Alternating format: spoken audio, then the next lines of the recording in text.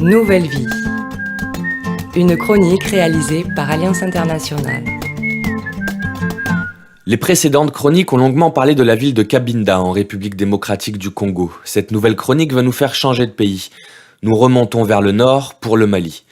L'actualité de ces derniers mois nous a fait nous intéresser à ce qui s'y est passé. L'armée française est intervenue dans l'immense désert au nord du pays.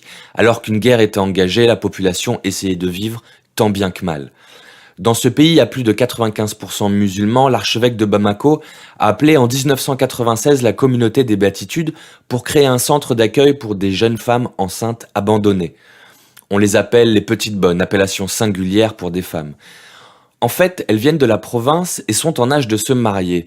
Pour cela, elles doivent constituer leur dot et n'ont d'autre moyen que de louer leurs services auprès de familles aisées de la capitale.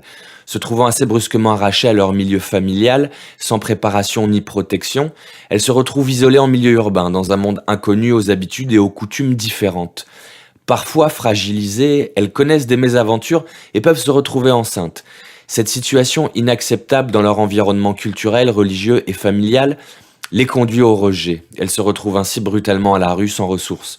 C'est pour les aider et les accompagner qu'a été créé un foyer maternel à Bamako.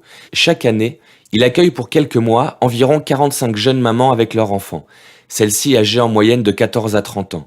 Elles y sont logées, nourries, soignées, alphabétisées, gratuitement. Elles bénéficient de conseils et d'accompagnement pour accueillir leur enfant, s'en occuper et l'élever. Quand cela est possible, elles reçoivent une formation professionnelle pour faciliter leur réinsertion sociale et familiale. Les prochaines chroniques évoqueront quelques-uns de ces parcours inédits. Œuvrons ensemble pour le bien de tout homme.